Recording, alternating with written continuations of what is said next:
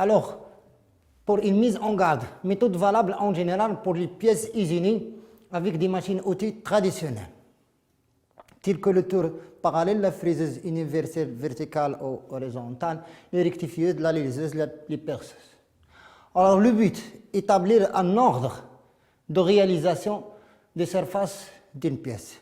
Et cet ordre se base sur ce qu'on appelle les contraintes. Qu'est-ce que ça veut dire une contrainte? Qui vient avant quoi? Alors, lorsque une opération d'usinage doit être réalisée avant une autre, il constitue pour cette dernière une contrainte. Alors, on distingue des contraintes de cotation. Et en cotation, il y a les cotations dimensionnelles sous cette forme ou aussi des diamètres intérieurs ou extérieurs précis, diamètre 18 H7, petit h ou diamètre 20 grand H7 pour les alisages. Aussi, ces contraintes de cotation sont aussi d'ordre géométrique, tels que le parallélisme, la coaxialité, la symétrie, le battement 1, ainsi de suite. Il y a des contraintes technologiques. Qu'est-ce que ça veut dire? Ce sont les contraintes de reprise, de moyens de reprise des pièces. Contraintes d'opération. Combien d'opérations? Alors les opérations, on va voir un tableau qui se font en fonction de l'intervalle de tolérance affecté sur la cote. Ou aussi les contraintes de bavure. Il y a aussi des contraintes économiques. Si dans l'ordre de moindre usinage ou bien l'utilisation d'outils de finition. Alors, exemple de contrainte sur cette pièce prismatique, on va réaliser la rainure de valeur 20 H7 précise avec une fraise 3 tailles qui se compose de cette surface, celle-ci et celle-ci. Alors, les trois sont appelés R rainure. Et on va réaliser la surface B. Il y a des spécifications sur ce dessin. Il y a la surface B doit être parallèle dans intervalle de tolérance 0,1 par rapport à 1. Donc cette surface A, c'est une surface de référence. Donc l'ordre de réalisation, puisque A est une surface de référence, A il est avant B ou bien en D il est antérieur à B. Alors de même, la rainure R doit être perpendiculaire par rapport à A. Cette rainure doit être perpendiculaire à A. C'est une autre spécification qui existe sur le dessin. Donc A va être antérieur à R. C'est ce que vous avez ici. A avant R. Alors des contraintes technologiques. Alors la rainure R sera réalisée en 3 opérations. Pourquoi? Parce qu'il est de 20 H7. Alors 20 H7 c'est 20 plus quelque chose moins quelque chose. Ce quelque chose il est en micromètres. Alors, ça demande une opération d'ébauche pour enlever un maximum de matière, une demi-définition pour préparer la surface à la finition et une finition pour respecter les conditions de dessin de définition section minimale pour respecter cette cote 20 H7. Si on pense à réaliser en une seule passe cette rainure, même si la puissance de la machine le permet, on n'arrive pas à obtenir cette cotation de précision. Donc cela demande 3 opérations, ce qu'on va voir sur un tableau. Alors aussi on a des contraintes technologiques de reprise. Exemple ici, ça c'est un lamage pour une vis. Alors normalement, cette partie en rouge sera réalisée par une fraise à la main. Alors il faut usiner D1 pour guider l'outil pendant l'opération de lamage. Donc D1 sera antérieur à D2. Pourquoi? Cette partie de l'outil, il est égal exact à ce perçage. Donc pour avoir la coaxialité entre D2 et D1. D2, coaxial de diamètre 0,1 par rapport à D1, on ne peut y arriver que lorsque D1 sera réalisé avant D2. Ici, vous avez une contrainte technologique de 2 alisages séquents. On a un alisage de diamètre 25 plus ou moins 0,2. Et on a un deuxième trou. Alors, pour éviter la flexion des forêts, alors percer le petit diamètre D2 et ensuite réaliser le trou D1. Donc, D2 sera antérieur à D1. Toujours les petits diamètres se font en premier lieu pour éviter leur flexion. Contrainte économique. Le diamètre D1 il est très précis. Au niveau de l'intervalle, ici plus ou moins 0,2 intervalle 0,4, ici l'intervalle 0,2, est très précis par rapport au diamètre D2. Alors D2, il doit être antérieur à celui le plus précis, on les laisse en dernier lieu. Alors des contraintes économiques d'outils de finition. Alors vous avez ici le diamètre D1, celui-là en bleu, nécessite une opération de rectification. Alors pour protéger la meule, parce que la meule vous l'aurez comme ça, donc il va sortir de ce côté. Alors usinage sur une seule face de la meule, donc c'est sur son profil. Le bureau de méthode, en collaboration avec le bureau d'études, crée un usinage supplémentaire qui est cette gorge pour permettre le dégagement de la fraise pour ne pas avoir contact direct sur la surface 1. Donc l'ordre qu'on aura, si on va réaliser cette surface F1, ensuite on va réaliser D2, en troisième lieu, on va réaliser D1. Comme ça, on aura notre moule qui va être sortante de côté gauche et côté droit de la pièce pour éviter sa cohésion. Alors, choix des nombres de passes. Alors, on va directement. Alors, l'opération d'ébauche permet d'enlever un maximum de matière en éliminant les irrégularités, ainsi de suite. Alors, ici, si l'intervalle de tolérance sur une cote est supérieur à 0,4, on choisit une seule opération, c'est-à-dire on fait le surfaçage ou bien le dressage ou bien le charrettage en une seule passe. Si l'intervalle de tolérance sur le bureau d'études, il est compris entre 0,15 et 0,4, on met deux opérations, ébauche et finition. Si l'intervalle de tolérance, il est compris entre 5 centièmes et 15 centièmes, on doit faire trois opérations suivant le procédé. Alors maintenant, au niveau si l'intervalle il est inférieur à 0,05, c'est-à-dire, exemple, une cote de 20 plus ou moins 0,005. Alors, on va faire trois opérations plus obligatoirement une opération de rectification, ceci dans les tolérances ISO H7, H8, ainsi de suite. Alors, maintenant, au niveau des qualités, si vous avez un diamètre, qualité H11, il suffit de faire en une seule opération. Si vous avez des qualités de 10 jusqu'à 11, il faut faire deux opérations d'usinage. Si vous avez des qualités 7 et 8, obligatoirement trois opérations plus opération de rectification. La même chose pour les qualités inférieures à 6, H6, H5, ainsi de suite. Alors maintenant, pour la contrainte géométrique d'état de surface. Si l'état de surface il est supérieur à 3,2, il est micrométrique. Alors, ça demande une seule opération. Si l'état de surface il est inférieur à 0,8, il demande trois opérations plus une opération de rectification. Et si l'état de surface il est compris entre 0,8 et 1,6, ceci demande trois opérations sans faire l'opération de rectification. Alors, les techniques d'élaboration, comment maintenant élaborer? Alors, étant donné le dessin de définition entre mains, forme de la pièce, les spécifications, l'état de surface, la matière de la pièce, le nombre de passes, l'inventaire des données relatifs aux machines-outils, la constitution du parc machine, l'outillage standard disponible aux ateliers, inventaire des données économiques, le nombre de pièces à fabriquer, c'est-à-dire la série, le délai de fabrication, est-ce que c'est moins 2 ans, 10 ans, ainsi, la cadence demandée, le coût horaire de chaque poste, la main-d'œuvre, ainsi de suite. Alors, le critère d'association, on désire toujours à associer un maximum possible de surface. Exemple, ici. Usinage de la rainure. Alors, la rainure se constitue de F1, F2, F3. Si on choisit une fraise de 10, alors on va faire une rainure au niveau symétrique de 10. On va faire un décalage dans ce sens de 5, faire une passe, un autre décalage dans le sens gauche, faire une opération, suivant trois opérations, ça demande ébauche, demi-finition et finition, donc on va faire en 9 opérations. Par contre, il faut associer ces trois surfaces en même temps et il y a l'outil qui le permet, c'est la fraise 3 tailles. Exemple, usinage d'un lamage. Alors, la face F3 et le diamètre D2 seront réalisés en même temps. Alors, ceci constitue un groupe F3 D2. Et ici, un exemple d'opération en tournage. Ici, vous avez le chariotage suivi de réaliser D2, F3.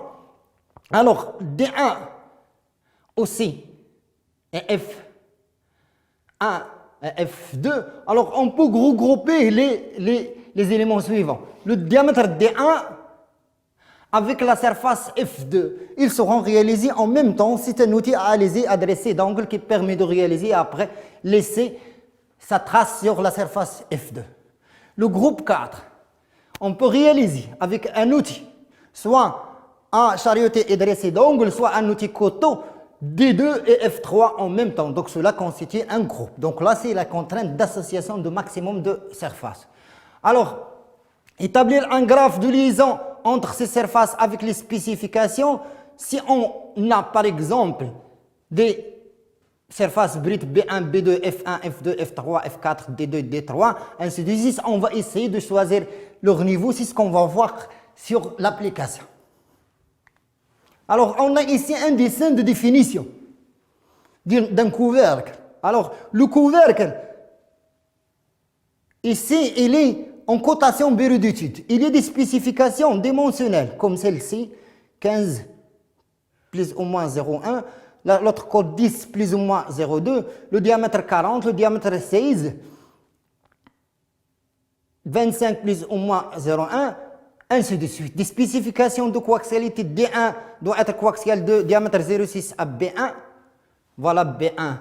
Et voilà le diamètre D1, ils doivent être coaxiales. On va voir que cette contrainte va servir pour la mise en position. Ainsi de suite, des spécifications de coaxialité, de perpendicularité, de localisation et de coaxialité. Donc, ce dessin, on va le traiter pour arriver à un avant-projet de fabrication qui ne sera admis que lorsqu'il y aurait une simulation par la méthode de dispersion ou par la méthode de brut capable. Alors, on va voir on va faire tout de suite l'assemblage ou bien l'association des surfaces. On va voir que la surface D1, F2. D1, F2, ils seront associés en un seul groupe. Groupe 2, D3, F3. D3, voilà F3 et voilà D3, F3 qui seront réalisés par un outil alisé et adressé d'angle. Donc, ils vont constituer un groupe. Ensuite, D5, F4. Alors, voilà la surface F4 et voilà le lamage D5. C'est ce qu'on a vu avant dans les contraintes. Donc, aussi, ceci va être associé en une seule opération de lamage. Alors, comme ça, on a B1 lié par la coaxialité au groupe 1, c'est-à-dire D1 et F2. On va le voir ici. Alors, D1 est coaxial par rapport à B1. Et puisque D1, c'est dans le groupe 1, donc il y a cette liaison de coaxialité. La cote 15, on va voir sur le dessin que B2 est lié à F2 par la cote de 15 plus ou moins 0,1. C'est une spécification dimensionnelle. Ainsi de suite, vous avez aussi B2 il y a F1, faites référence au dessin, il y a une liaison de perpendicularité. Il y a aussi entre le groupe 1 une coaxialité au groupe 2, D1, F2 et groupe 2, D3, F3, il y a une liaison de coaxialité. Comme ça, on arrive à faire l'ordre. Alors, au niveau 1, le niveau 0, ce sont les surfaces qui vont venir brutes et qui resteront brutes, même si on exécute toute la pièce. Donc, ce sont les surfaces B1 et B2. Ici, notez que les surfaces brutes sont toujours notées par la lettre B, quel que soit leur genre, cylindrique, conique ou bien plein. Suivi du groupe 1 et F1. C'est dans le deuxième ordre, deuxième niveau. Ensuite, au niveau 2, vous avez D4 et D2. Et ensuite, en dernier lieu, le groupe 2, c'est-à-dire D3, F3 et D5, F4. Ceci reste en fonction des possibilités des machines. Alors, pour arriver à G3, c'est le groupe 3, il faut suivre le chemin B1, B2, B1, B2. Groupe 1, D4. Et ensuite, le groupe 3. Pour arriver au groupe 2, c'est là.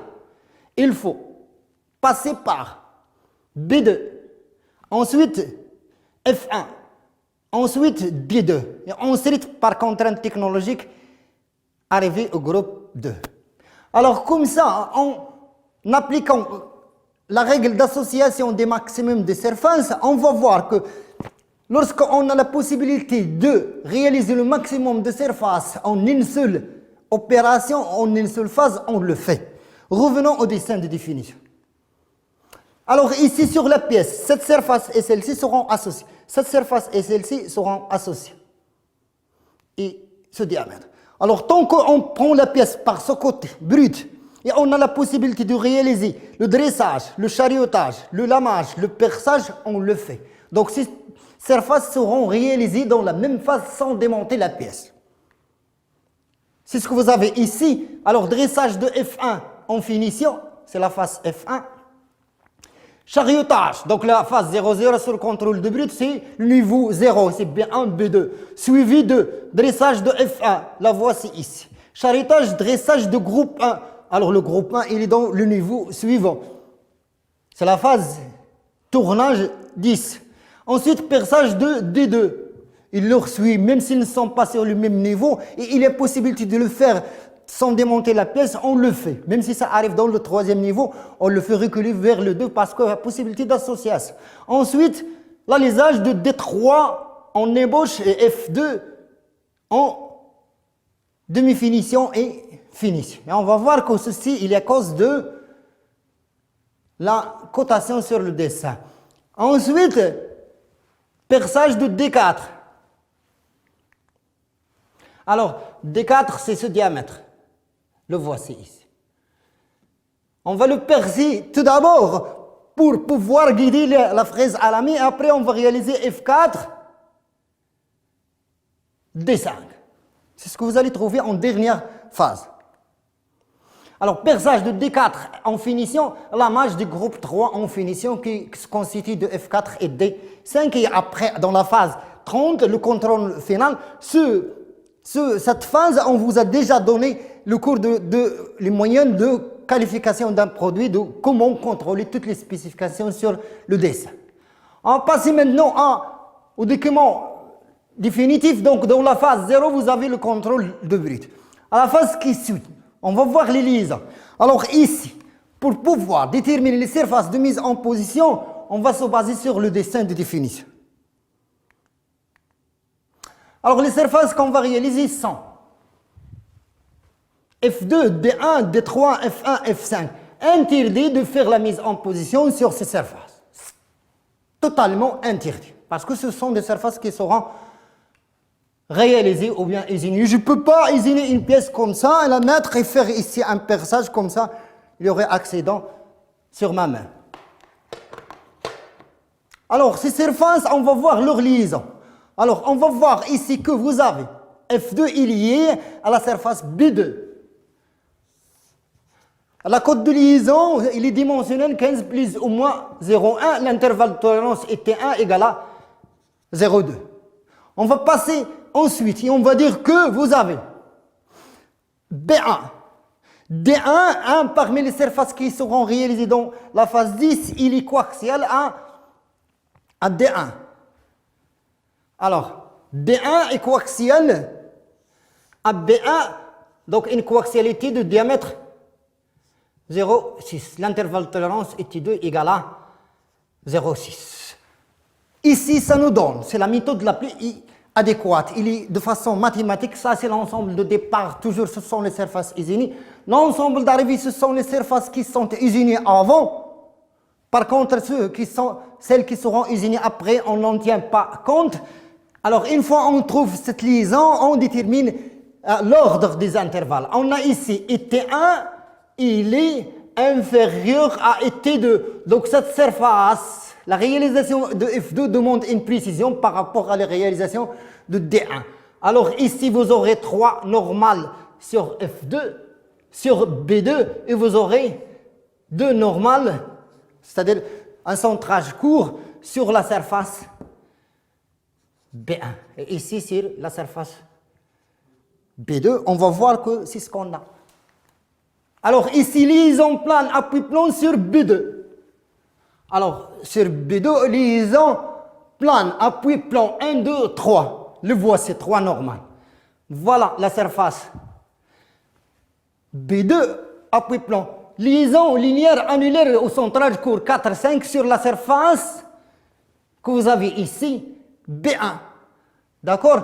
Et liaison ponctuelle sur la surface 6. Ici, donc, puisque la pièce n'est pas cylindrique. D'accord? Alors, ensuite, on fait le code fabriqué, comme on vous a déjà expliqué dans le cours de cotation de fabrication, entre surface isolée et surface de mise en position code fabriqué, la même chose ici, là et là, et ici. Ici, dans ce sens, vous avez 1, 2, 3 surfaces concernées, vous devez avoir 2 surfaces de code fabriqué. La voici la première et la voici la deuxième. Dans l'autre sens, vous avez 1, 2, 3, 4. 4 surfaces, donc vous devez avoir 3 codes fabriqués. La voici la première, la voici la deuxième et la voici la troisième. 4 moins 1, c'est 3. Aussi, on peut dire qu'il y a une cote entre ça et là aussi. Alors, ça c'est l'ordre. Alors l'ordre maintenant, dressage de F1. Charutage et dressage de groupe 1. C'est cette surface et celle-ci. Perçage de D2. Ce premier trou qui nous fait arriver à la cote fabriquée, c'est F4. Ensuite, l'alésage de D2 en finition. D2 et cette surface. Ensuite, alésage de D3 en ébauche, demi-finition et finition. Pour le perçage, c'est la même chose, la mise en position. Liaison plane, appui plan. Ensuite, serrage, voire figure. Les opérations, on va percer le trou et on va faire le lamage. Et merci de votre attention.